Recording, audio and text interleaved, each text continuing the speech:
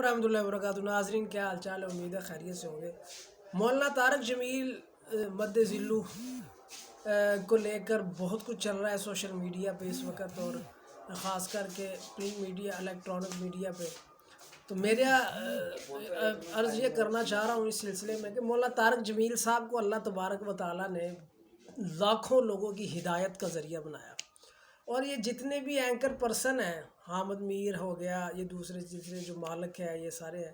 میرا تعلق بھی شعبہ صحافت سے ہے، آرٹیکل رائٹر ہوں۔ تو یہ حقیقت بات ہے کہ یہ سارے لوگ اگر ان کے ویڈیو کلپس اگر ہم دیکھ لیں تو بے شمار دفعہ جھوٹ بولتے ہیں۔ بلکہ حامد میر کا ایک کلپ تو میں نے دیکھا تھا، اس نے کہا کہ اگر ہم صرف اور صرف 50-60% سچ بول دیں تو تہلکہ مچ جائے۔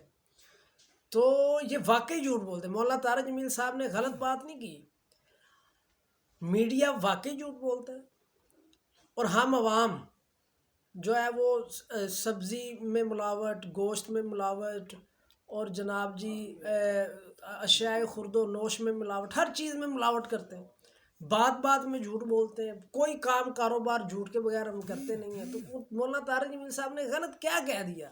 ان بیچاروں نے بالکل صحیح کہا، صحیح عکاسی کی۔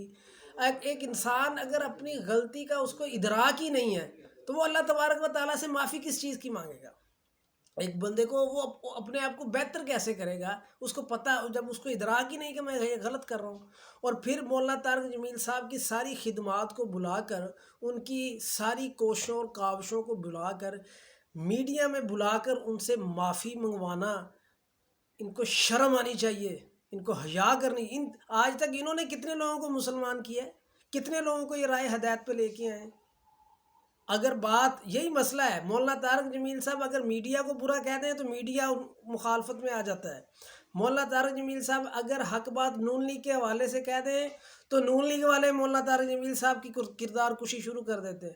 پی ٹی آئی کے متعلق کوئی صحیح بات کہہ دیں تو پی ٹی آئی والے مولانا طارق جمیل صاحب کی کردار کشی شروع کر دیتے ہیں۔ ایسے ہی پی پی پی کا حال ہے، یہی حال جے یو آئی کا ہے، جے یو آئی فیک ہے۔ تو مولانا طارق جمیل صاحب ایک دائی انسان ہے، اور وہ جہاں برائی دیکھتے ہیں وہاں وہ بولتے ہیں، اور مجھ جیسے لاکھوں کروڑوں ان کے فین ہیں، اور ہم مولانا طارق جمیل صاحب کے ساتھ ہیں۔